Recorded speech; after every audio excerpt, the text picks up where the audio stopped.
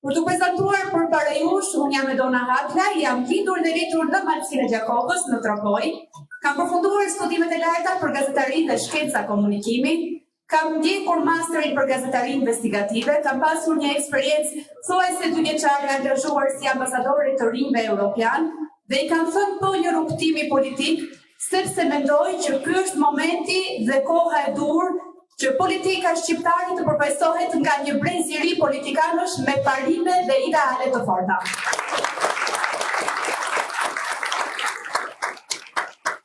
Në një rrugtim prej një viti e gjysmë të vizjes tonë kemi dëgjuar, kemi takuar dhe kemi bashkëbiseduar me shqiptarë brenda dhe jashtë vendit. Dhe aktualisht jemi vetëm 2 muaj larg një momenti final, një momenti që Shqipërisë dhe vendit duhet t'i jap një dritë historike, për të treguar që gjërat në Shqipëri mund të bëhen mirë, mund të bëhen ndryshe dhe mund të ketë vërtet përfaqësi politike. Jam shumë e lumtur dhe nderuar që sot të ndodhemi përpara jush. Do keni mundësi të dëgjoni ekipin ton, do keni mundësi të dëgjoni pika të programit ton, të vizionit ton, e po ashtu me mbështetjen tuaj realisht shpresojmë që edhe Gjirokastrës t'i japim një përfaqësi kandidatësh të denjë për zgjedhjet e maj 2025. Pa dashur të zgjatëm më shumë, kam derin dhe kënaqësinë si jap fjalën një kolegu, një aktori, një artisti, ai do jetë dhe kandidati qarku tuaj, zotit Genti Kame.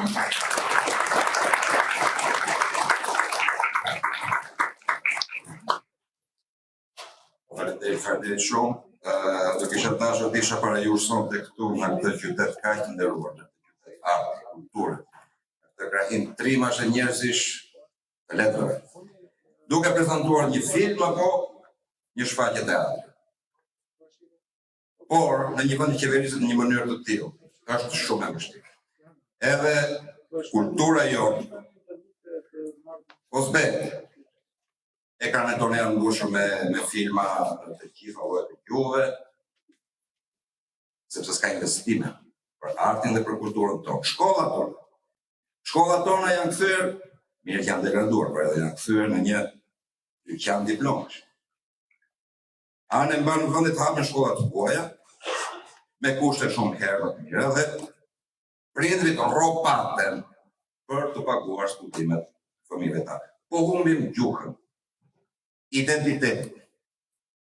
Kjo dhe mirë, sepse një vend pa identitet e lëshon eftësisht tokën e tij, pronën e tij, ikën.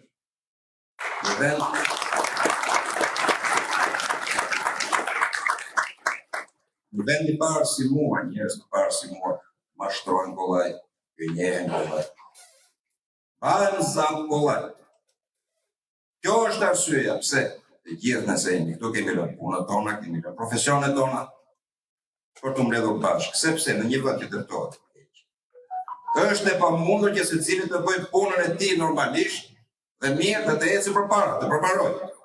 Pra kemi një qeveri 34 vjet që s'na lë të bëjmë punën tonë. Të jetojmë, dhe nuk është thjesht një pengesë, por bëhet edhe e rrezikshme. Jo vetëm për aktorin, për njeriu në art, për shkrimtarin, njeriu në kulturës, për mësues. Për bujmë, puno, ropatë, nuk që do të prodhim. Vinë grande nga jashtë ndihma, ku janë, vide, ndërpresë, po nga të ndjerë, e kështu për mësuesin, kështu për inxhinierin, kështu për mjekun, për të gjithë. Pra, është detyra jonë që në radhë të parë të bëjmë diçka për veten tonë. Që të punojmë, duhet t'i krijojmë vetes kushtet. Dhe kushti kryesor është që të përveshim mangët dhe të merremi me ndryshimet politike.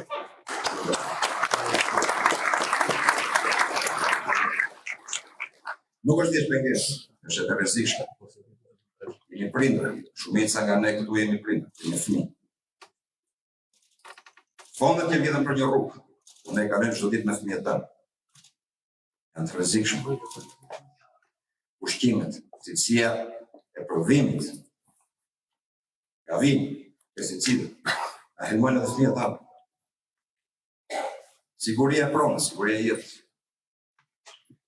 E kemi për detyrë të përveshim mëndët dhe të mbrojmë familjet tona, të shpërtetën tonë, jeta. 34 vjetë fritëm, të ndryshojmë, nuk po e bëjmë, edhe 4 të tjera të presim. Është e pa mundë. Duhet i dalim sot vetës tonë.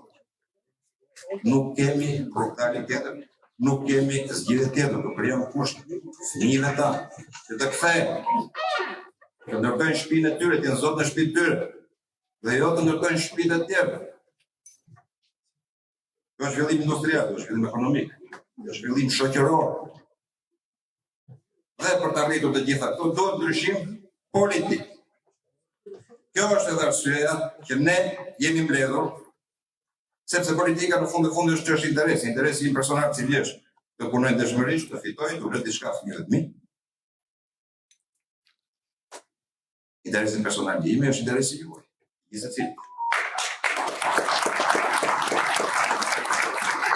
Interesi personal i secilit krijon interesin e përbashkët. Interesi i përbashkët është interesi i atëve. Këtë duhet të dëshmoj. Këtë duhet të dëshmoj. Hapësira sot mungon për njerëz të ndeshur në kontor, ja krijon vetës. Mos harrojmë që një individ i fortë është i fortë në një vend të fortë. Një individ i sigurt është i sigurt në një vend të sigurt. Një individ i pasur është i pasur në një vend të pasur. Kështu që durim, besim, guxim, bashk, do të arrijmë.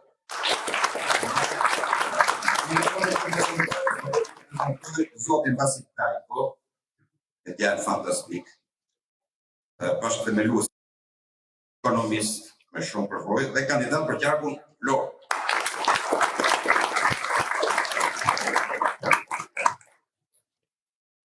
Përshëndetje miq. Faleminderit që sot dëshmoni se jeni të hapur për ndryshim.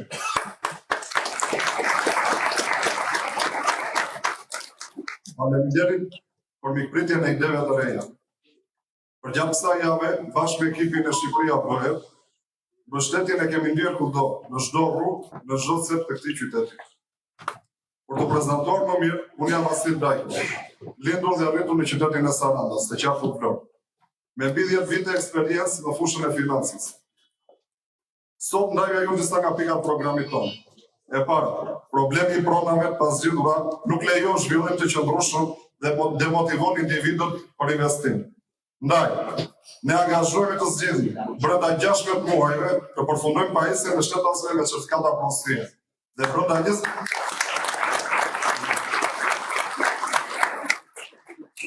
24 muajve të zgjidhim çështjen e ish-pronarëve.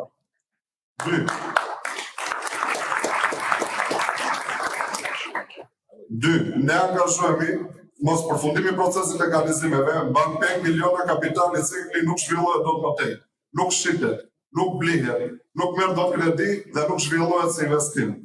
Ne angazhohemi që brenda 6 muajve të përfundojmë gjithë procesin e legalizimeve dhe mos të ketë më ligj legalizimesh. Ndryshimi shpesh i ligjit fiskal nuk i lejon bizneset të bëjnë plane afatgjate dhe afatmesme. Ne angazhohemi që të reformojmë sistemin fiskal e mos të ndryshojmë më për aq kohë sa ju na botësoni me votën tuaj. Angazhohemi të heqim tatimi mbi fitim për bizneset me xhiro nën 200 milion lekë të vjetra ose 20 milion lekë të reja. Dhe ta ulim nga 15 në 10% për bizneset me xhiro mbi 20 milion lekë të reja. Vizioni ynë është i qartë. Do të ulim barrën fiskale me qëllim që mos të paguajnë disa për të gjithë, po të gjithë edhe nga pak. Administrata do të ndahen nga politika. Me ligj punojësit e tatimeve do ta kenë të ndaluar të paraqiten pra biznesit të vogël. Do jetë detyrë e qytetarit për të kontrolluar biznesin e vogël. Nuk e marr çdo kupon tatimor dhe në fund të vitit të ketë rimbursim deri në 10% të vlerës së TVSH-s. Ku do dominojnë produktet e eksportës dhe produktet bazike do të kenë kompensimin më të madh të vlerës së TVSH-s.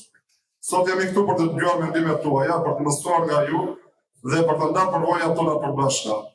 Me kënaqësi dua të ftoj një kandidat të këtij qarku, një koleg, Kosta Gave.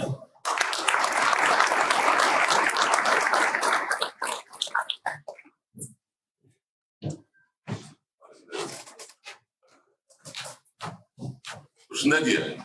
Përshëndetje Gjirokastra. Përshëndetje të Cyra, të Belena, të Maliaj, Liboova, dhe në fund Dropullim i Tarë. Unë jam Kostajkaro, antar pjesëtar i komunitetit minoritetit. Ka një mesazh të vetëm për sonte. Më mundon çik një liroz, edhe isha përgatitur të zgjatesha pak, po do ju jap mesazhin e vetëm. Edhe minoriteti etnik grek po i bashkohet sa i përpjekje. Fillumi të madh që ka marrë përsipër të demokratizoj jetën politike të vendit dhe ka qenë demokratizoj. Suksese. Do të kemi Andrea Shqip në Vjerë.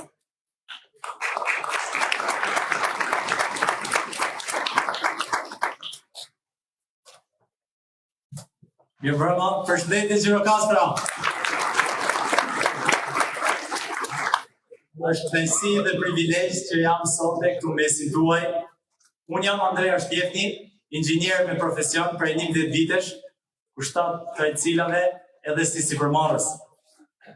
Vi nga një tjetër qytet historik i Shqipërisë, Lezhë.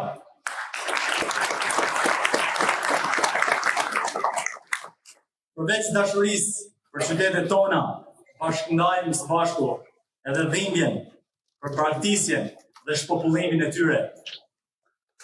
Një nga sfidat më të mëdha po lexoja për Shqipërinë është ulja dramatike e lindshmërive. Në statistikat e fundit, Gjirokastra fatkeqësisht kishte uljen më të madhe të lindshmërive në rreth 60% në 10 vitet e fundit. Në 10 fëmijë, kjo do të thotë që në 10 fëmijë që lindin para 10 vitesh, sot lindin vetëm 4. Po humbazim breza të rinj, që janë shpresa e qytetit dhe kombit tonë. Ky është një alarm, sepse pa lindje nuk ka jetë, pa rini nuk ka Gjirokastër. Të rinj largohen, shtëpit mbeten bosh dhe qyteti zhbëhet pak nga pak. Por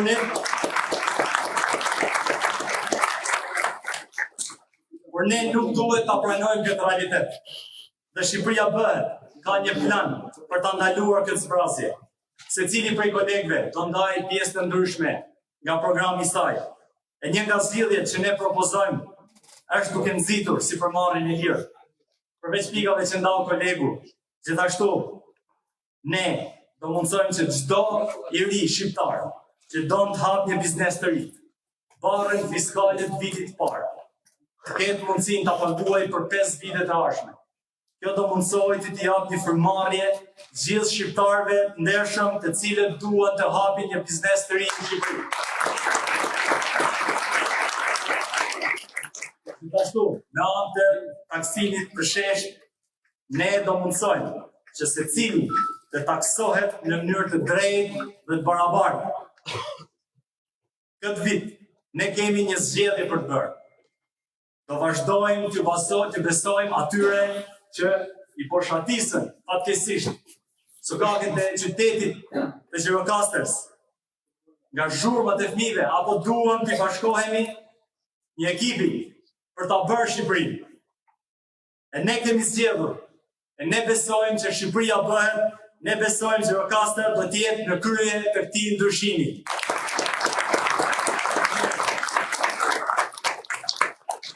Tani kam kënaqësinë të ftoj një bashkëpunëtare tonë nga Lëvizja Shqipëria Bëhet, një avokate e mirënjohur, Greta Mbeli.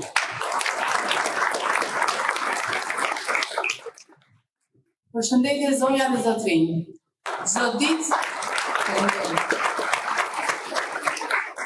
Çdo ditë më shumë po duket se mesazhi ynë për bashkim po gjen vend në qytetet e gjithë Shqipërisë. Unë quhem Greta Ambeli. Në fakt kur më pyesin se nga jam, e kam përnder dhe jam origjinë nga qyteti i bukur i Përmendjes. Unë jam diplomuar në Fakultetin e Drejtësisë në Universitetin e Tiranës. Prej 12 vitesh punoj si juriste dhe avokate dhe jam nën e 3 fëmijëve. Sot më shumë se kur më lejoni të them se është koha për betejë, është koha për ndryshim, është koha për t'i thënë bollë. vjedhjes, shtypjes dhe ikjes, boll më talljes, boll më qeverisjes me krimin, boll më luksit të pushtetit, boll më vjedhjes të ilaçeve në spitale, boll më rrugëve të munguara, boll më ujë që kur nuk erdhi në shtëpitë tona, boll më pensioneve mishëruese, boll më talljes me djersën e enfermerëve, lektorëve dhe gjithë qytetarëve dhe punonjësve të vendit tonë, boll më trajtimit njerëzor dhe pa dijetet të punonjësve të administratës shtetërore, duke i trajtuar si punonjës të shtetit dhe punonjës të pushtetit. Sot më shumë se kur, është koha për të ndërtuar shtetin e së drejtës dhe për të shpallur luftë pengmarrjes në çdo sektor. Ndaj me sot, koalicioni Nisma Shqipëria Bëhet angazhohet për të ndarë përfundimisht politikën nga administrata. Kur më nuk duhet të guxoj kush të detyroj administratën të përgojta për pushtetin. Ne do të ndajmë përfundimisht policinë e shtetit nga politika. Policia e shtetit do të jetë polici e shtetit shqiptar dhe jo më polici e partisë në pushtet. Ne do të luftojmë në parlament dhe do të kushtëzojmë çdo qeverisje të vendit, me detyrimin për ta shpallur korrupsionin e zyrtarëve të lartë të shtetit, vepër e tradhtisë rëndkombëtare e cila do të dënohet minimalisht 25 vite fut dhe konfiskim të gjithë pasurisë që buron nga ky korrupsion. Ne zotojmë përpara jush se do të luftojmë në parlament dhe do të kushtëzojmë çdo qeverisje të vendit, me detyrimin për ta shpallur bashkëpunimin e zyrtarëve të lartë të shtetit me krimin, si vepër e tradhtisë rëndkombëtare, e cila do të dënohet me 25 vite burg dhe konfiskim të gjithë pasurisë që buron nga ky korrupsion. Ne do të miratojmë ligjin për referendumet. Ka ardhur koha në Shqipëri që pushteti t'i lihet atyre që meritojnë, pikërisht qytetarëve. Është koha që të gjithë ju bashkë të vlerësoni çdo vendimarrje të pushtetit. Është koha që ne të gjithë bashkë të luftojmë dhe të ndërtojmë Shqipërinë ku duam të gjithë jetojmë të lumtur dhe mbi të gjitha me dinjitet. Ju falenderoj shumë. Tani kam kënaqësinë të ftoj një kandidat të qarku Gjirokastër, zotin Albert Xhaferi. Vjen nga Picari Gjirokastër dhe titullare të institucionit të Korona, inxhinier, i cili ka ardhur në Shqipëri dhe në Alden me dëshirën për ta ndryshuar dhe për bërë ndryshimin e madh.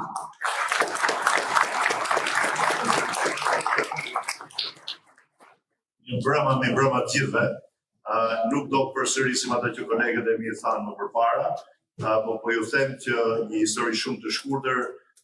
Emri im është Albert Xhaferi, vi nga lindur e rritur në Tiranë, por rrënjët e mia janë këtu në Gjirokastër, në Kurvelesh. Familja ime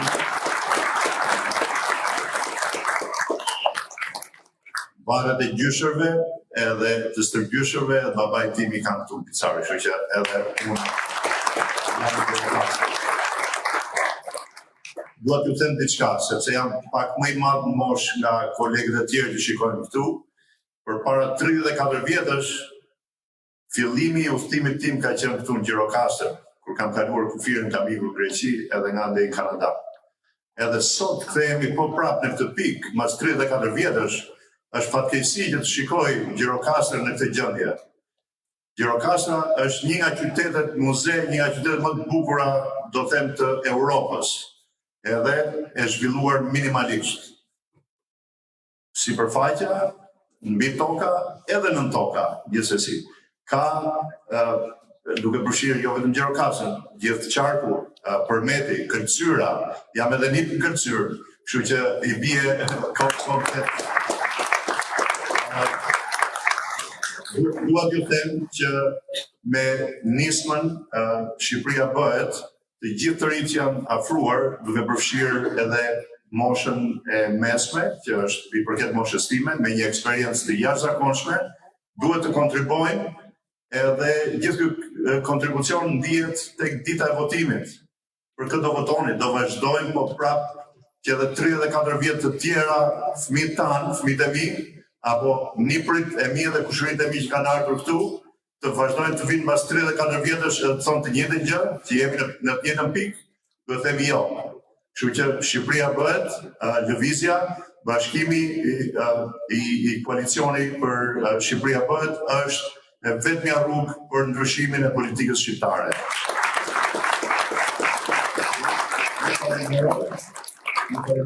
Dua të thras kolegun ton, Pano Soko, që është një ekonomist i shqiptare dhe orator në Universitetin.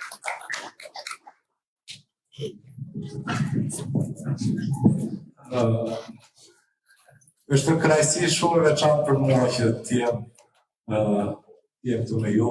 Është hera e dytë në fakt që vi si i ftuar në Gjirokastër. Para 4 vjetësh erdha për parë. Para 4 vjetësh nisëm një rrugtim, unë nisa një rrugtim personalisht, një rrugtim personal tim, bashkë me miq të tjerë, u paraqitëm si një alternativë politike. Në është humbur.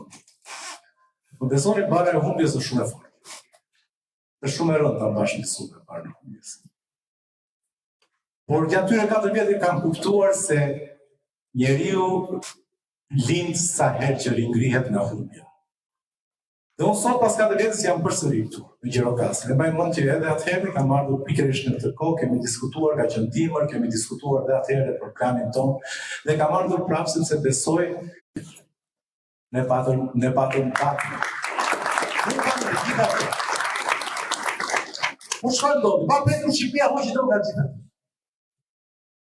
E bëri pa dashje ajo. Nuk e bëri pa dashje. Ajo që na u duk neve se erdhi rastësisht e ndoshta u vesh edhe me këto, unë nuk e di se ishin ca slogan atë, çeku bardhë, çeku verdhë, nuk e di se si erdhën to. Ishin në fakt një plan, i mirë menduar, i ca njerëzve që kishin dalë sipër politikës në vitin 1991 dhe që rastësisht ja përsëri sot në krye të politikës, të cilët nëpërmjet tyre miliarda dollarë. Miliarda dollarë pronën të gjithëve ne, që do ta kishim gëzuar të gjithë ne. U pasuruan për vetën e tyre. Naftën tonë e morën e përdorën për të pasuruar ata vetë. Kromin tonë e morën e përdorën për të pasuruar ata vetë. Heku nikelin, rezervat ushtarake që kishim, rezervat industriale që kishin këtë gjitha. I morën dhe i privatizuan. I shkatruan, dhe pse e bën këtë, i shkatruan që t'ju një vlerë. Mos paguanin shumë lek në shtet, sepse nëse fabrika ishte e rregullt, i duhet të pagueshin shumë lek në shtet. Por atë çfarë bën? E shkatrojnë fabrikën, ja ulin vlerën dhe paguanin pak lek në shtet. Të gjithë këta që sot janë për miliardera që shikoni juve. Këta që thonë që të bërë miliardera, dyre të kam shikur i Brazilë, Austri, tjetëri thonë që unë bëra se të gjyshi pasuri. Jo, janë për me pasurin tuaj. Të gjithë janë për me pasurin tuaj. Por nuk mbaron këtu. Shikoni çfarë kanë bërë ata. Nuk është vetëm ajo që na planon, është sistemi që ndërtuan më mbrapa, ajo që po na vret sot e kësaj dite. Është sistemi dhe mbi të gjitha është kape që kanë bërë ekonomistët. Këta e kanë kapur ekonominë në një formë të tillë, që gjithë ekonomia sot punon për një grup njerëzish. Gjithë ekonomia sot është ndërtuar parcela, ku këtu është filani, te nafta është filani, tek kromi është fisteku, tek shërbimet është fisteku, tek shëndetësia është filani, tek ilaçet është fisteku. Pra, këta e kanë ndërtuar skemën në mënyrë të tillë që asnjëri nga ne mos ketë mundësi të ecë përpara. Jo, ato kanë mbajtur nga rrotullori me njëri tjetrin. Dhe natyrisht në krye të këtyre filandëve dhe fistekëve qëndron ai që është kryeministri Ramës, i cili për të gjithë këta filandë, këta oligarkët, nuk është problem se kush është. Sepse në fund do vetë japi lekët atij kryeministri. Kushdo qoftë ai. Ky është sistemi ekonomik që ka ndërtuar ata. Dhe po e shikoni. Shikoni kush janë hilet që i bëjnë popullit. Ne jemi sot i vetmi vend në Europë që paguajmë DPSH 20% për ushqimet, për bukën paguajmë 20% DPSH. Për orizin 20% DPSH, për kripën 20% DPSH, energjinë elektrike 20% DPSH. Lamborghini 20% DPSH, Mercedes-Benz 20% DPSH, një lloj. Si për bukën, si për Lamborghinin, si për televizorin, si për atë që ka, si për atë që po vdes për bukë. 20% DPSH. Sepse ne jemi vetëm vend që lekët për të mbajtur shtetin nuk ja marrim kapitalistë, nuk ja marrim kapitalit. Nuk taksojmë kapitalin, ne taksojmë konsumin. Kush është konsumi? Njerëzit. njerëzit e thjesht për të ruajtur ata miliarderët që vodhën ato pasuritë tona e që vazhdojnë të vjedhin dhe sot e kësaj dite nëpërmjet kopëve dhe koncesioneve. Ne nuk taksojmë ata. Atyre ja u lënë të lirë taksa. Taksojmë njerëzit e thjesht poshtë. Pse? Sepse janë miliona të thjesht. Këta të varfrit, këta që mezi kalojnë muaj, këta që konsumojnë, ka janë miliona. Më mirë merru nga atyre. Ata janë 1000-2000 veta gjithse. Ata janë të qetë. Bëjnë edhe vila dhe resorte. E shikon që ka bërë. Ju thot, i ka dhënë një emër, quhen investitor strategjik. E dini çdo thotë kjo? Nuk paguaj taksa. Zero taksa. Ai nuk ka taksa, është investitor strategjik. Kur vete pensionisti për të blerë 1 kg vaj, 20% të fshëja. Ja, 20% të fshëja. Ky është një sistem që është ndërtuar që ca njerëz të fitojnë dhe të gjithë të tjerë të vdesin dhe të gjithë të punojnë për ata që duhet fitojnë. Shikoni çfarë ju bëjmë pensionistëve. Hilja më e madhe është neverica. Pensionistëve, kur ju llogarisin indeksimin e pensionit, nuk jo llogarisin për atë që e shpenson pensionin. Një njeri që merr 150 lekë, ato ta prishin. Drita u ushqim, s'ka. S'ke më çfarë për. 150 lekë, 200.000 lekë kaçë. Drita u ushqim. Kur vjen puna për të llogaritur indeksimin, ta i fusin argëtimin. Se argëtimi e ka dhënë inflacionin të ulët. Nëse ushqimi dhe dritat rriten mesatarisht çdo vit me nga 10-15%. Ky i futet edhe argëtimi që është 0.1-0.2%, edhe mesatarizohet aty thotë 7%. I futet edhe transporti interurban që është 0.3-0.4% dhe mesatarizohet akoma dhe deri në fund fare ka ta disë po kushin një herë. Nga që do duhet të indeksojë pensionin me 50% sa që ushqimet, sa që arritur ushqimet. Pensioni në fund fare indeksohet me 4%. 4.1% e indeksojë vjetë. 250 lekë të vjetra në ditë.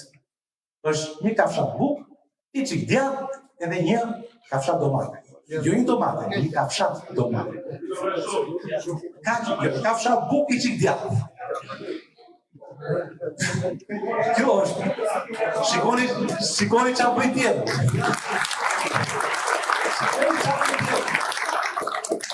Shikoni çfarë bëj tjetër. Indeksimin e vitit 2025 sot ai do ta merrni në tetor. Pra, atë që çdo pensionist e ka meritore që ta marrë që nga janari. Sepse është indeksim për vitin 2025. Vitin 2025 kur nis? Në 1 janar, apo jo? Ai do të japë në tetor. Pse? Që të shpëtojnë e lekë. Sepse duke mos ia dhënë pensionistëve, fillon e punoj PPP, në koncesion, në çik tendera. Kupton? Kështu fusin në lekë të xhepja. U janë dha pensionistëve, s'futot lekë të xhepit. Dhe ky është një sistem që është ndërtuar i tillë. Dhe ke hallka të tilla sa të duash, edhe te këto që përmendën kolegët sot. Për shembull, shikoni, pse kemi ne sot taksimin mbi biznesin e vogël. Pse vazhdon të kemi akoma taksimin mbi biznesin e vogël? Se nuk e përshkallëzojmë taksimin të biznesi i madh. Tek ai që bën 10-50 milionë euro në vit. Por e nëmësi ati, si këti tjetër që ka një dyqan, një lloj taksimi. Pse është, kush barazia? Por ndërkohë, ai është duke përdorur shumë resurse se sa që përdorin ju të tjerë. Sa që përdor ai i vogël. Ato duhet paguajnë ai më shumë taksë se sa ne. Çfarë ka bërë? Taksimin progresiv na ka vënë të paga. Ata që marrin paga, ata e kanë progresive. Ata që fitojnë miliona euro, ata kanë të sheshtë.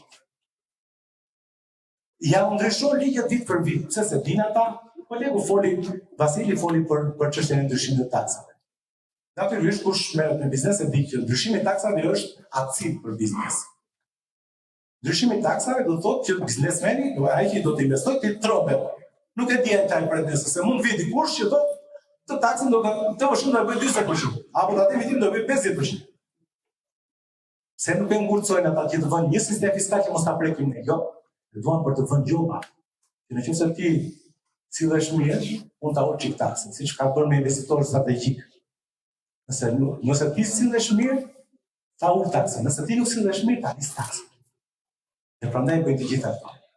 Kush është problemi i gjithës? Në një përmbledhje, ne themi që fajin e ka sistemi. Po sistemi është i përbërë nga njerëz. Njerëzit janë ata që përbëjnë sistemi. Nëse duam që sistemi të ndryshojë, nëse duam që padrejtësitë të vihen në vend, nëse duam që ne të përgjigjemi ndaj shtetit për atë që meritojmë dhe të marrim nga shteti të gjitha të tjera. Sepse shteti nuk është organizat fitimprurse. Shteti çdo lek taks që merr duhet ta kthejë mbrapsht ne. Por nëse ti merr lek edhe për shërbime që do bësh mua, po edhe për të futur në një gjë të xhepi, atëherë këtu s'ka derë llogaria. Këtë sistem ka ndërtuar ata sot. Nëse do duam që të kthejmë drejtsinë në këtë vend, sepse nëse kthejmë drejtsinë dhe na kthejmë te njerëzit e Gjirokastra është në ato vende, më di shumë mirë, unë jam djalë Gjirokastrës. Unë mbaj mend si ka qenë Gjirokastra. Është goditur më së shumti, më fort nga largimi masiv i popullsisë. Është goditur më fort. Gjithë shoqëria ime, duke përfshirë dhe mua, nuk jetoj më në Gjirokastër. Pse? Sepse ja hoqën mundësitë Gjirokastrës. Ja hoqën mundësitë Gjirokastrës. Nuk e se ballabani.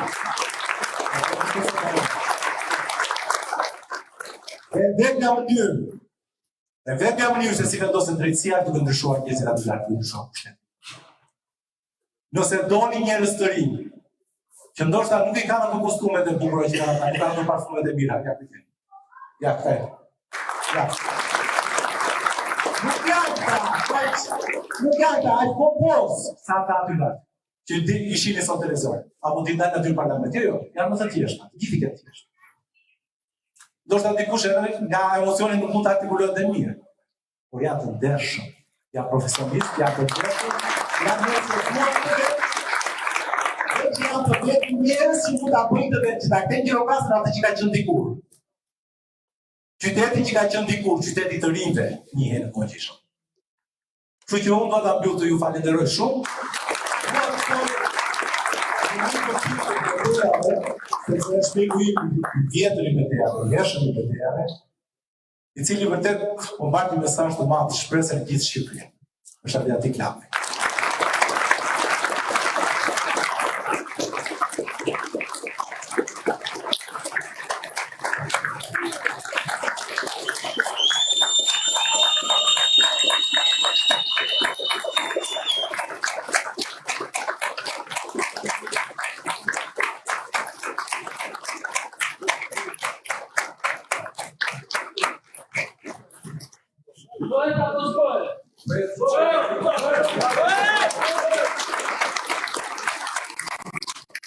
Një dy, bëjmë që qëke me të. Ule pa.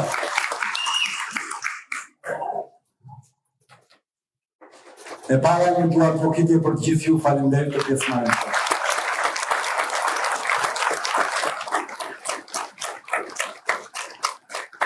E dyta, këto janë kohë të vështira për mua e për gjithë ne, sepse gjithë makineria e baltës, shpifjes, vjedhjes, hajputërisë, makutërisë, është vënë në sulm total nga Zhoran për të ndalur të frikë ndryshimin, por nuk do ja dalin.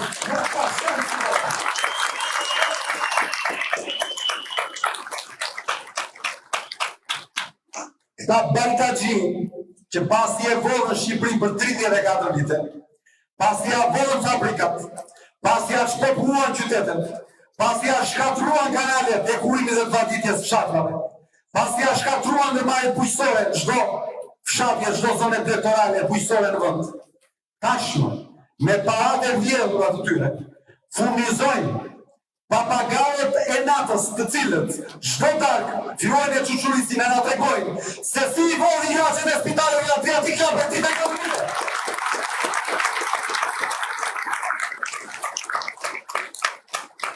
Se si ja shkatrojnë rrugët, 34 vite Shqipërisë pa në soko.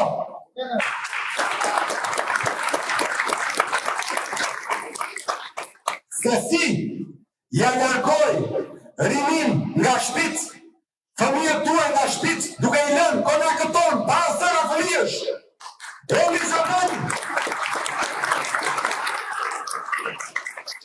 Pra këta që e vodhën, që e masakruan, me paratë e baltës, që financojnë nga të poshtë nga ta që nga tregojnë sa se mirë Shqipëria, sot janë turur dhe po nga tregojnë pse duan të garojnë në listë të hapë. Ne në të gjithë rrugëtimin tonë kemi pasur 4 pika të cilat i kemi thënë që në fillim dhe do t'i rrim dek në fund. Kur mos u përfshim deputet. Por do të qëndrojmë parimeve.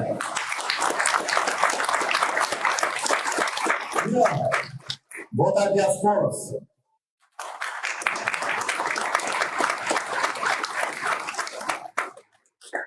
Sot është fakt që falë vendosmërisë tonë, falë punës të pandal, falë projekt ligjit të saktë që shkruan, falë 21 firmave të mbledhura nga aktivistët tanë, shqiptarët e diasporës për herë të parë do të votojnë masivisht ka tjetër.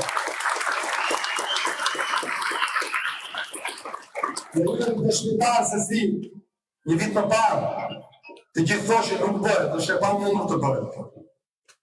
Më thoshin cinikët e Tiranës, Adriatik, pse nga Londra do t'i drejtësh rrugët e Shqipërisë, pse nga Ilion ku do ta mësosh shqiptari ujë në shtëpia, pse ilaçet të spitalit nga Athina do t'i sjellësh ti mordial, sepse nuk e kishim qëllimin e mirë që fëmijët tuaj, të afërmit tuaj të votonin sepse e dinë që kanë të pamundur t'i kërcënojnë, t'i brenë, t'i presionojnë atë. Por sot një të pas, është realitet, dhe qoftë vetëm për kaq si kur t'ishte rrugtimi im edhe i këtyre djemë dhe vajzave fantastik. Ne kemi realizuar një mision të madh në jetën tonë, e për të jemi shumë krenar.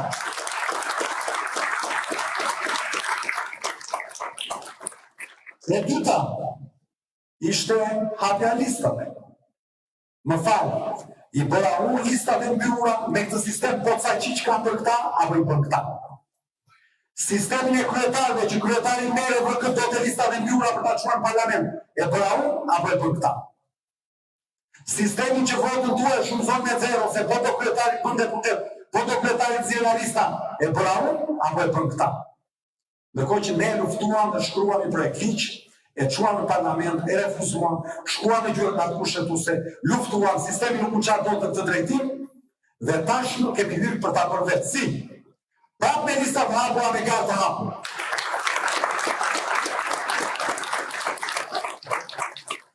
Dhe këra sot, që thoshin parti familjare, Adriatiku do bëjnë babajnë deputet. Të qeshja apo të qaj? Se do thonë? Sepse sistemi që kam për këta malukatës, ka listën e mbyur latë dhe listën e hapur poshtë. Ne jemi angazhuar dhe kemi premtuar që do të shkojmë në lista të hapura. Sepse nuk duam mandate qyrë, duam të vlerësojmë nga njerëzit më të mirë të shkojnë parlament.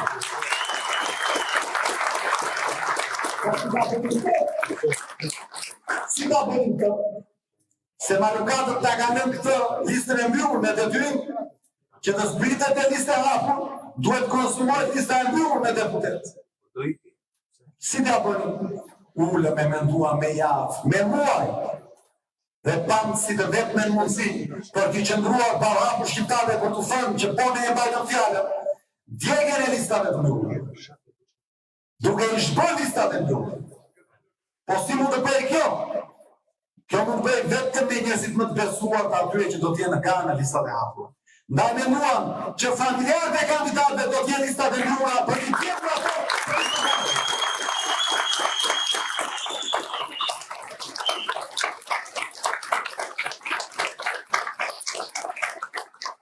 Dhe janë nënat e babalarët e këtyre djemëve dhe vajzave. Këta janë, nuk janë të mitë.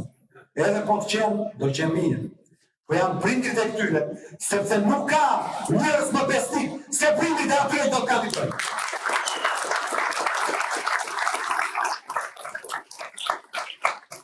Dhe kjo është një sakrificë tjetër shumë e madhe. Sepse po e vëmë përballë këtyre vetes fytyrën, dhe po sakrifikojmë në një pikë që askush nuk e kishë për më parë. Dhe pse po e bëjmë? Po e bëjmë se Adriatiku besoj nuk ka ndonjë dyshim që mandatin e vetë kishë rehat, po ta punë me listë mbyllur i parë në Tiranë si sotri. Por çfarë bëra? Pranova listave mbyllura dhe i veti do t'jenë në Tiranë i 18 i 19, sepse paroj garën, pranoj me ekokrati.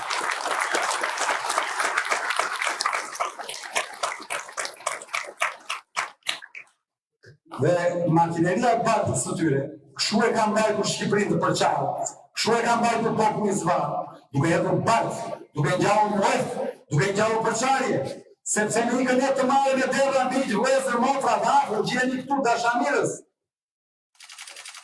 Kush fiton? Fitojnë ata që janë pis, duke bërë pis dhe ata që i sfidojnë me pastërtinë e tyre, sepse njerëzit fillojnë dhe thonë, pis ata, pis këta, mbajnë këta pisat që janë pishet.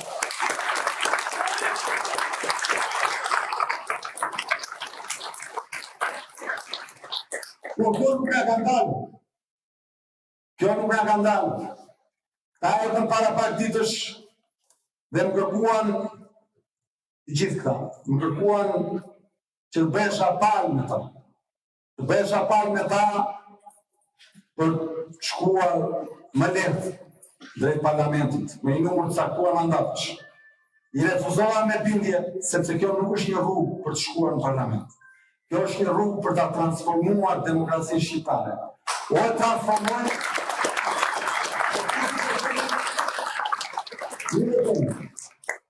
transformojnë po njerëzit le ta marrin siç e kanë.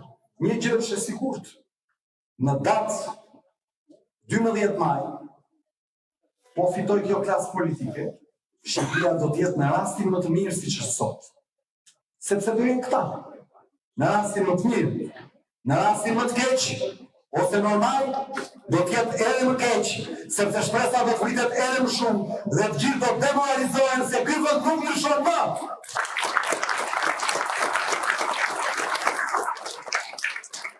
Për të kuptuar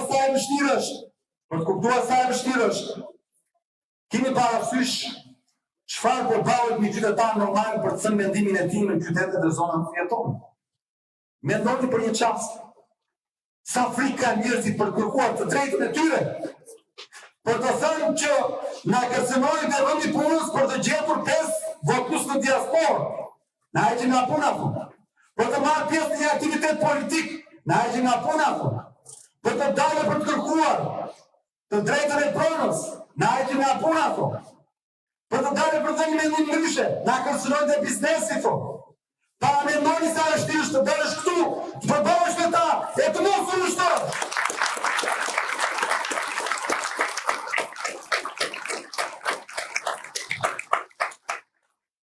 Kjo nuk është çështje e Adriatikut. Adriatiku ishte pedagog, them ishte se nuk jam më tani se s'kam kohë të merrem me ato, se po merrem me këtë.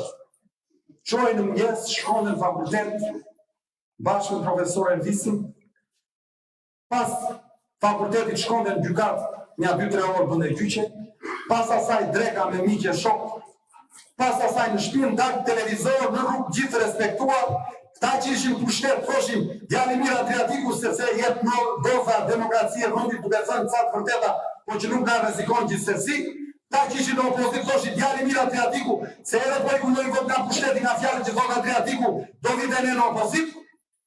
Por sot që kërcënojnë në sistemin e tyre që e kanë bashkë, sot janë turur me parë që kanë.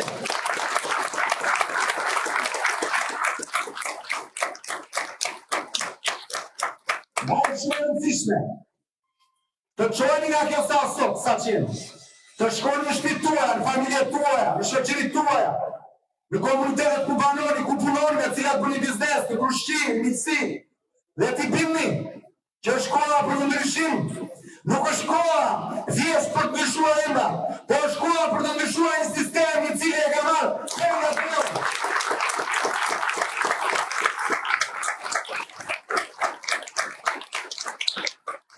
A dëgjuar në nga këta kolegët tanë të flistet thoshte na votoni ne se jemi më të mirë, ata gënjejnë, ne zgënjejnë, ma shku kështu. Tha në nga këta na bënin me ministra. Dëgjuar këtu në nga këta të fliste për gjëra ta lavaje si që shkor deri më sot. Jo, sepse ne në të rrugë nuk kemi hyrë për emrat e përveçshëm. Po të hyshim për emrat e përveçshëm, Adriatiku do e mbyte listën e do qej pari në Tiranë dhe mirupafshi. Ne në të rrugë kemi hyrë për parimet, sepse ne nuk besojmë që Shqipërinë e shkatruan thjesht 3 njerëz. Ata në autorë që ngritën këtë sistem, por Shqipërinë e shkatrojnë. një shoqëri në gjumë e cila edhe kur e ka parë pa drejtësim ka heshtur dhe mira e vjetra mira mbora që e kanë pluar administratë dhe shteti shqiptar.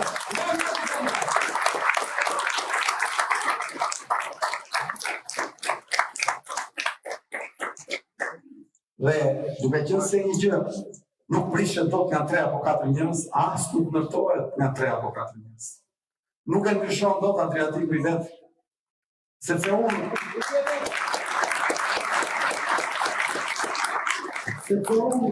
nuk mund të jem njëkohësisht edhe te salla në Belimin kur një kubë në Belim, edhe në dogan kur kalon një kamion, edhe në rrugë kur të ndalon një polic, edhe të mësuesi aty në shkolla apo te pedagogu, është e pamundur të jesh këtu.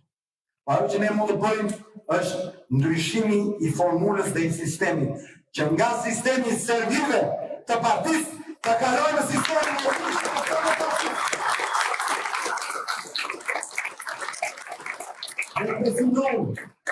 synojmë ka ndër garën, pika e dytë që është hapja listave, sepse nëse hapim garën në politikë, do ta hapim në çdo fushë tjetër.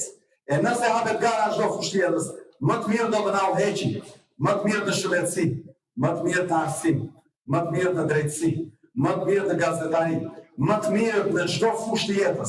E nëse më të mirë na udhëheqin, jeta jonë bëhet më e mirë. Spitalet tona më të mira, shkollat tona më të mira, drejtësia jonë më e mirë, gazetaria jonë më e mirë, jeta në përditshmëri më e mirë.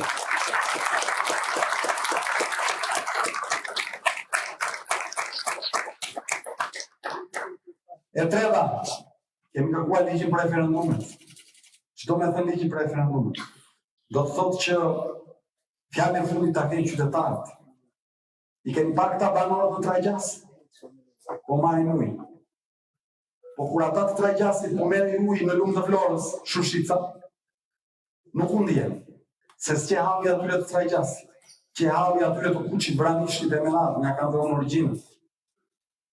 Ku që problemi i rrugës Trautobuksit nuk pash në një të vinde nga Kunispoli apo nga Korçë, sepse që problemi atyre atje.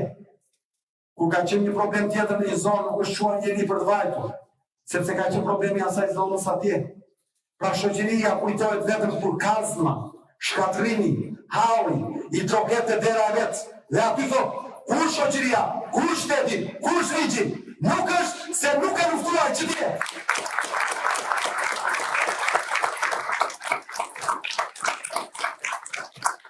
Dhe të ndarë, përballë pushtetit është e vështirë, sepse shteti është një mekanizëm i madh i krijuar për ta rreguar jetën e qytetarëve. Por është i mirë kur ndërtohet një sisteme demokratike, kur ndërtohet si një mekanizëm personal i atyre që zotrojnë kthehet në një rrezik shumë të madh. Për këtë arsye ne kemi kërkuar ligjin për referendumet. Ligji për referendumet është çelësi e demokracisë, sepse përmes ligjit për referendumet, pavarësisht se si është miratuar një vendim apo një ligj apo një vendim i Këshillit Bashkiak, fjalën e fundit kanë të drejtë ta thonë qytetarët. Pra nëse miraton Këshilli Ministrave një vendim, VKM, nëse miraton parlamenti një ligj, nëse miraton Këshilli Bashkiak i Gjirokastës një vendim të Këshillit Bashkiak, që cënon jetën tuaj, përmes ligjit për referendumet ju keni mundësi ta ndaloni. Sepse secili mund të iniciojë një proces referendar dhe komuniteti mund ta çojë në fond dhe mund t'i thotë çdo lloj pushteti, ti vërtet mund ta kesh miratuar, ti vërtet e ke fuqinë të nxjerrësh ligjin. Por fjalën e fundit kur ligji apo vendimi është hapur si padej, është i qytetarëve.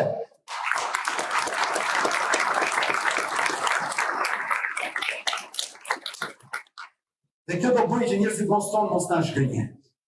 Se nuk ka pse të të shgënjej më jeni, se po të shgënjej, dhe vota edhe hap kranë. Pika e 4 është depolitizimi i administratës zgjedhore.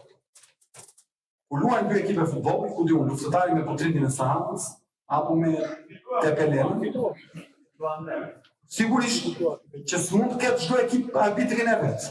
Arbitri duhet të jetë dikush në mes që është asianës, që nuk i përket asnjërs as palës tjetër, pavarësisht se kush luan kampionat.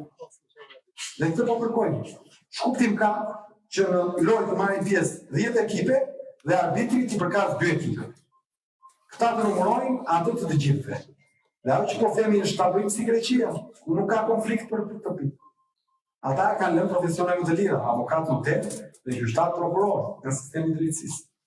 E nëse një nga ata kapet me problemi, atëherë hiqet licenca përveç se shkon në bukë. Dhe kjo bën që vendet të demokratizohen dhe votat numërohen dhe rezultatet të jenë realisht ashtu si qytetarët i votojnë në kutinë e votimit.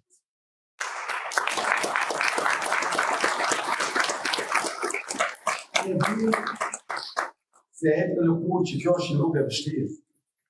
Edhe popull jonë është një popull në kufitet të dorëzuarit. Është një vend ku rinia po ikën në drejtim pa ditur e në mënyrë të jashtëzakonshme. Është një vend që në vitin 92 e kish mesatarin e popullsisë 26 vjeç milion në Europë dhe sot e ka 42 vite moshën mesatare dhe pritet që në 10 vite të ka përcej në 48 vite duke kthyer në popullsinë më të plakur të Europës. Dhe një popullsi e plakur është një popullsi që nënshtrohet autokracisë, sepse ndryshimet e mëdha gjithmonë i sjellin rinia, i sjell hobi rinor, i sjell shpejt.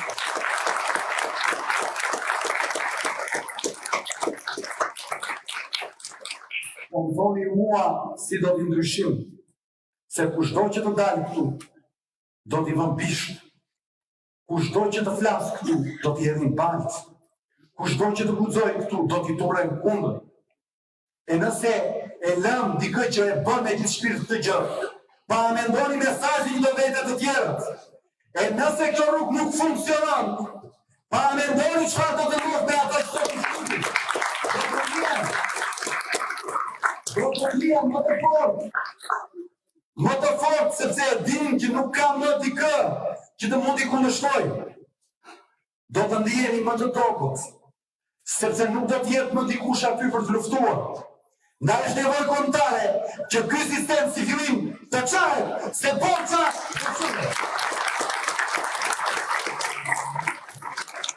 e përfolur për programin tonë, se ky ishte boshti ideologjik sa i takon parimeve me të cilat funksionon shteti demokratik.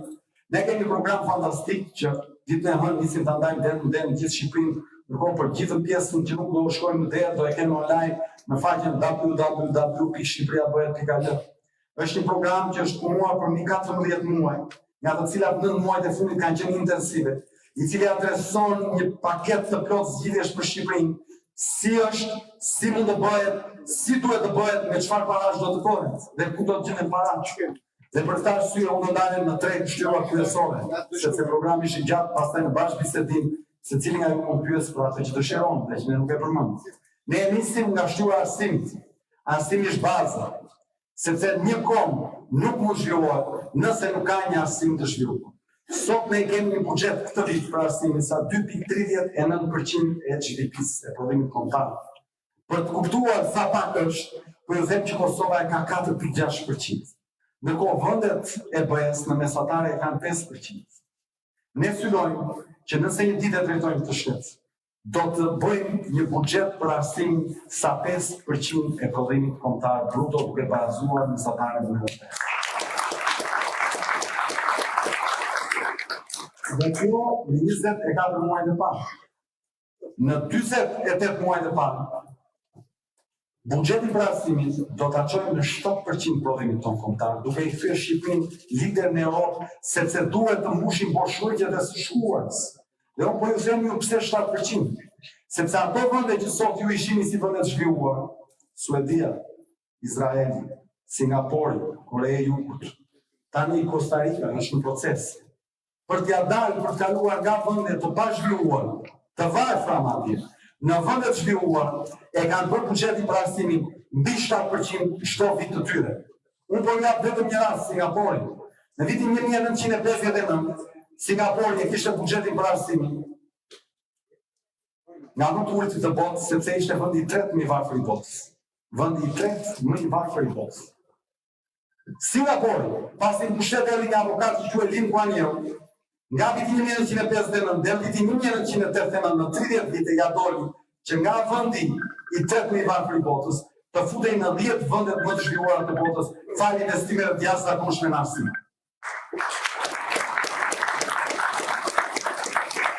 Dhe sot që ne po flasim, Singapori është nga 3 vendet më të zhvilluara të botës. nga vendi 13 i varfër i botës, në një nga 3 vendet më të zhvilluara të botës me të ardhurat më të larta të Afrikës, vetëm e vetëm si pasojë e investimeve te dia, te ardhmja, te fëmijët.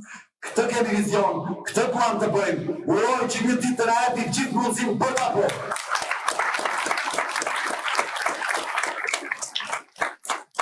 Po pse 7%? Se sot me këtë buxhet që kemi, fëmijët shkojnë në shkollë, në orën 1 duhet vjen aty, o prindit o gjyshit i marrë. Gjyshit, në vend të shkojnë jetën e tyre, vjeç në jetës, janë tyre në baby sister që shkojnë edhe marrin fëmijët, rritën dera e shkollës. Dhe ky është problem. Ose prindit, njëri rinë punë, njëri në shtëpi se bëhet marrë fëmijët. Ne do ta transformojmë këtë një ditë dhe transformimi konsiston si çdo tregoj tani. Shkolla nis në orën 8 mëngjes, mbaron në orën 1 të drekës me detyrim. Nga ora 1 dhe në orën 2 është periudha e drekës ku fëmijët do të konsumojnë në shkollë vaktin sipas një diete të miratuar nga Ministria e Përkatësisë së Shëndetësisë. Nga ora 2 dhe në orën 5 do të bëhet ajo që quhet after school, pas shkollori, ku fëmijët në shkollë do të bëjnë detyrat me mësuesët e tyre dhe prindrit pasi marrin punë shkojnë dhe i marrin në orën 5 të shkollës.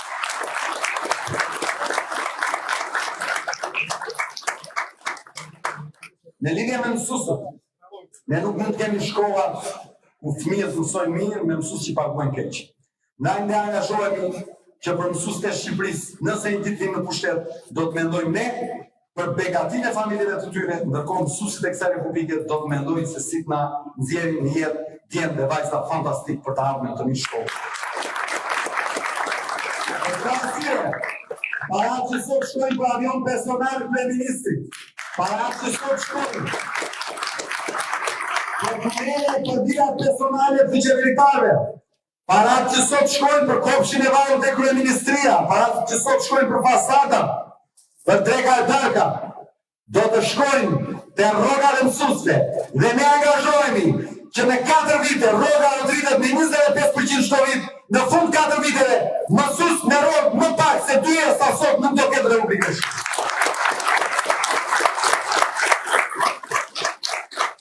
Do vot për shumë, është pak akoma, nuk mundemi që shkeve të, ka para të shkojnë në tretime para. Ekonomia. Duam ne në themel të gjithë shka e qëndronë ekonomia.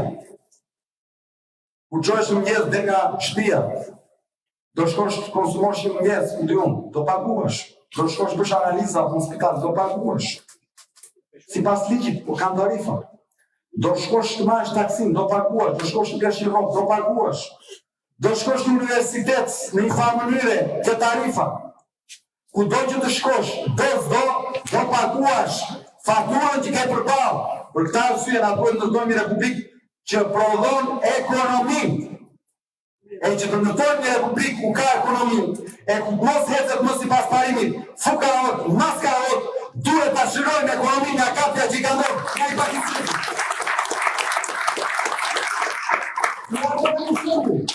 Në shembull vetëm. E dini ju që ne harxojmë letra më pak naftë se Kosova? Vitin e kaluar, Kosova ka deklaruar 700.000 tonë, jo këtë, 2 vite më pas, nëse ky i fundit është më dëm, po se kam me dokumenta, këto që flasi kam me dokumenta. Ka harxuar Kosova 700.000 tonë karburant në vit, ne kemi harxuar 650.000 tonë. Më falë, po të bëjmë një krahasim të thjeshtë. Ne kemi harxuar 50.000 tonë më pak se Kosova. Si ka mundësi? E parë, Kosova ka 397.000 automjete, ne kemi 800.000 automjete. Pra ne kemi 2 herë më shumë makina se Kosova. Atëherë si mund të harxojmë 50.000 tonë naftë më pak? E dyta, Republika e Shqipërisë ka 3 herë tokë bujqësore më shumë se Kosova. Atëherë si mund të harxojmë ne 3 herë më pak naftë se Kosova? E treta, në Republikën e Shqipërisë ka 8 dhe në 13 herë në vit më shumë fluturime me avion në varësi të vitit. Atëherë si mund të harxojmë ne 50.000 tonë më pak naftë se Kosova?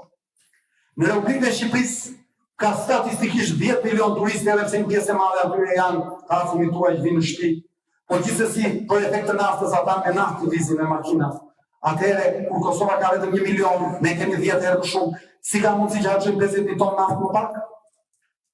Kur territori i Shqipërisë është 3 herë më i madh afërsisht se i Kosovës, atëherë si ka mundësi që ne harxojmë 50.000 tonë naftë më pak? Do të thotë që nafta hyn kontrabandë në Shqipëri. E do të thotë që buxhetit të shtetit i mungon akcizat. E do të thotë që i mungon barra fiskale për kacë. E do të thotë që mesatarisht i mungon në vit 500 milion euro. Thënë në lek janë 500 miliard lek, të cilat po t'i përkthesh në pensione, në rroga dhe në kujdes për shtresat të nevojë, do ta transformonin thuajse me tryfish jetën e qytetarëve të këtij vendi në përditshmëri.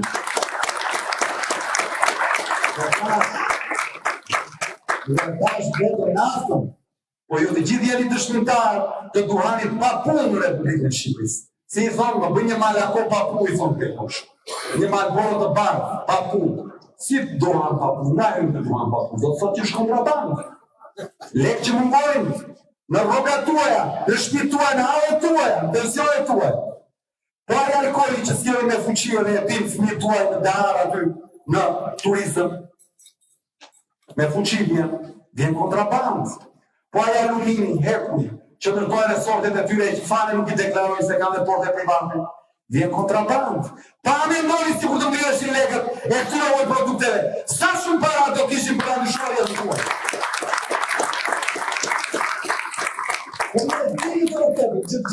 Ju e dini që në këtë vend, ky vend nuk vjen nga fugarei, vjen nga një pakicë që kanë marrë penë në Shqipëri.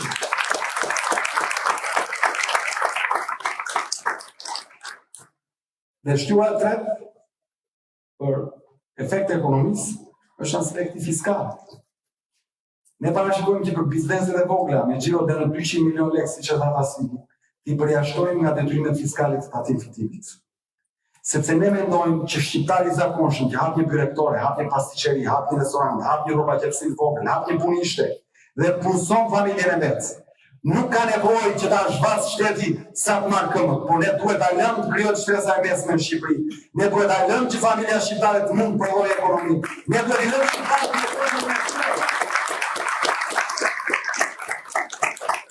Dhe për bizneset, apo pra ata që janë rrugtar, bizneset me xhiro mbi 200 milion lekë, apo ata që marrin pagesa me kontrata shërbimi me radhë, por çdo vlerë që ata marrin, ne parashikojmë që datimi nuk do të jetë më 15%. Por duhet bëhet 10%, ajo që quhet taksa e zotit, 1/10. Përse? Sepse ne duam që të gjithë të paguajnë nga pak dhe jo ca të paguajnë për të gjithë. Jo të bashkëpunojnë. Për këtë arsye, parashikojmë që për biznesin e vogël me xhiro deri në 200 milion lekë, me ligj të posaçëm të heqin tatimorët nga Republika e Shqipërisë. Të mos ketë më punojnë tatimesh që të shkojnë te ato restorantet e vogla, te ato marketet e vogla në përlagje. Jo, ta ketë ndaluar me ligj, sepse shkojnë aty dhe bëjnë korrupsion dhe marrin para të padrejta nga shqiptarët e huaj, të cilët pastaj të bëjnë. Po me çfarë do t'i ndërtosh shkot të tjera, ku do t'i gjesh para, si do t'ja bësh, është shumë e thjeshtë. E para një, mos marrja e parave te këta të vegjëlit poshtë, nuk bën asgjë tjetër përveç se e shëndos ekonominë, sepse ai që bën 200 milion lekë në vit xhiro, do të fitojë nga 65 deri në 75 milion lekë në vit, sepse ky është marzhi me sapat. Po me këto para ai nuk mund të shkojë të investojë në Australi, jo. Ai do të bëjë një makinë më të mirë, do të bëjë një shtëpi më të mirë, do të bëjë një investim më të mirë, do të hapë 2 vende pune më shumë, do të bëjë një siguracion jete apo shëndeti më të mirë. Në fund, do të rrisë konsumit. Rritja e konsumit rrit qarkullimin e paras. Rritja e konsumit bën që bizneset e mëdha të shesin më shumë. Nëse bizneset e mëdha shesin më shumë, ekonomia rritet më shumë dhe shteti do t'i marrë parat aty larg ku ka më shumë.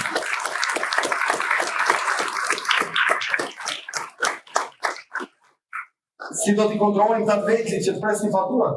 E para një, sepse deri 200 milion lekë do të kenë mundësinë që të presin fatura që t'i çojnë lekët në bankë, si zotërinj. Dhe kjo është gjë fantastike. E dyta, sepse ne do të ndërtojmë një formulë e cila i jep mundësi qytetarëve të mbledhin faturat. Ndryshe, nëse ti shkon dhe blen në supermarket një shport 100.000 lekë të vjetra, dhe aty ke ushqime shporte të cilat janë bukë, djath, oriz, vaj, sheqer, qumësh, nuk e di çfarë është petitshmëria. Ti do ta marrësh këtë faturën, do ta ruash aty tek kumaraja në një kuti. Dhe në fund të vitit, nga data 1 dhe në 25 dhjetor, ti do kesh të drejtë që të shkosh pranë drejtorive ranë dhe tatimone, të dorëzosh fakturat në fjalë ose mund ta bësh online skanuar, dhe këtu shteti do të rikthej pas deri në 10%. Për pjesën e ushqimeve të shportës, 10% të rrshës. Ti do të thotë.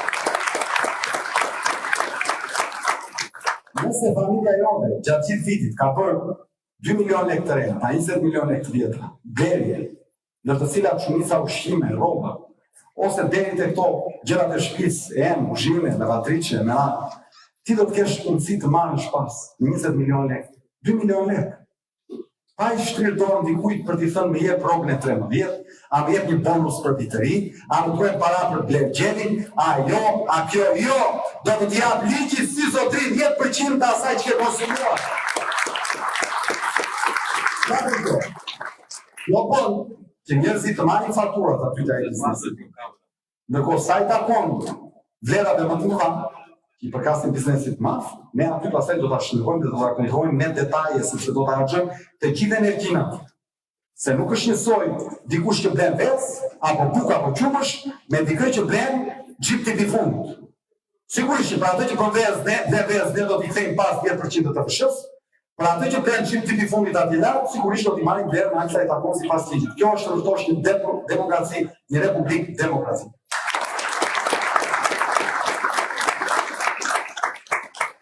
Pensionistët, unë angazhohem dhe të afroni gjithë të në Gjirokastër se fatkeqësisht po e themi lajm që ndoshta shumica nuk e din, Gjirokastra është viti 5 që ka numër më të lartë vdekjesh se sa lindjesh. Ka qenë qarku i parë në Republikë që ka kaluar numrin e vdekjeve dhe numrin e lindjeve. Tashmë të flasim janë 7 ose 8 qarqe ku numri i vdekjeve është më mas se numri i lindjeve dhe e kuptoni mirë ju çdo më thënë ku në një republikë më shumë vdesin se sa lindjen. Këtë e dini mirë, nuk ka nevojë të përfshin.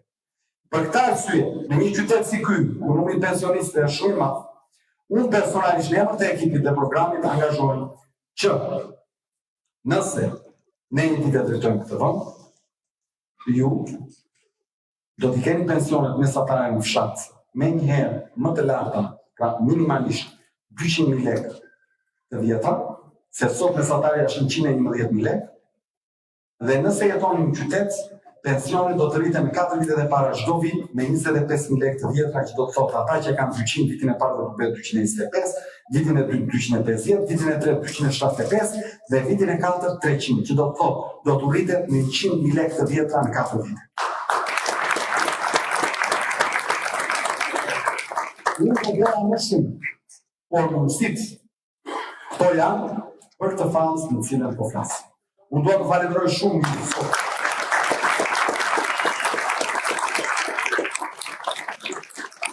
Tonë të kënduaj, e kuptoj që në qytetet vogla si ky, ku puna kryesore që bëjnë njerëzit është administrata ose çdo gjë që lidhet me shtetin, është sipërmarrje e vështirë të vish në një aktivitet, po ju sa jeni, si jeni, shkoni pas një takimi dhe tregojuni se sa e nevojshme është ta bëjmë këtë ndryshim, ta çajmë sistemin. Dikush do thotë, po nuk mundet dot, mundet. Sepse për të mbytur Titaniku nuk u desh të thyej në mes, fatkeqësisht, ju desh vetëm një çarë. Sepse për të djegur një pyll nuk duhet me e bre edhe ta djegësh gjithë në furrë, apo në sobë, apo në fush, po duhet vetëm një shkëndim. Sepse për të rënë orteku, i mafa aty në mal, e për të zbras gjithë malin atë bora, e për të rënë gjithë shka para, nuk duhet në ekstravator gjigant, po duhet një buriqke vogël që ta shkaktoj incidentin.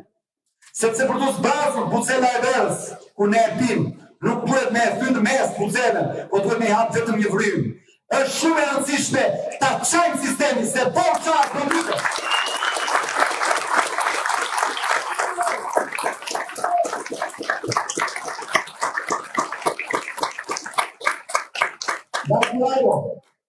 Kurajo, sepse rrugët e mëdha, rrugët e ndershme nuk nisin asnjëherë si gjigante, po diferencën e bën qëndrueshmëria. Nuk ka në jetë rrugë të lehta.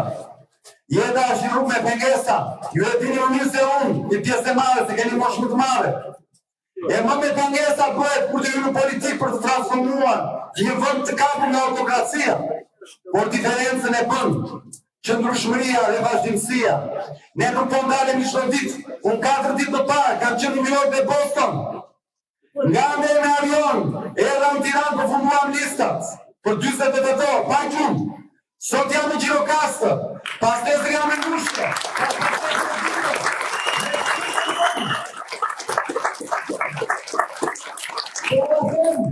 Me shpinë të hënë, sepse nuk i kam shekutorët si që ka pushteti, nuk i kemi mjetet si që ka pushteti, nuk e kemi shërbimin e ushqimit si që ka pushteti, na duhet të kafshojmë njësën.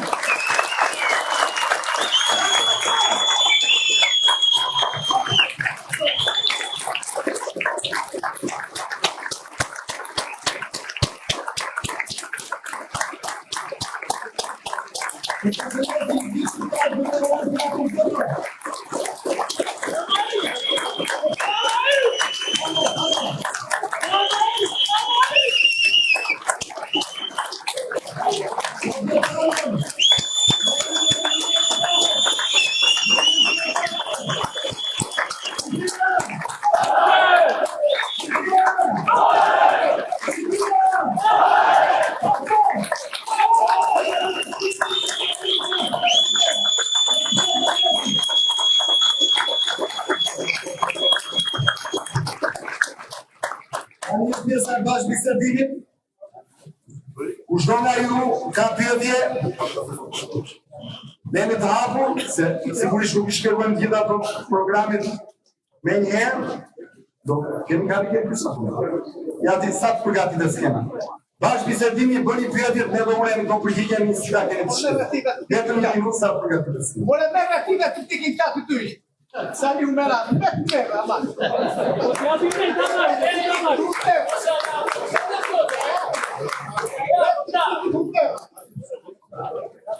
Pošto to.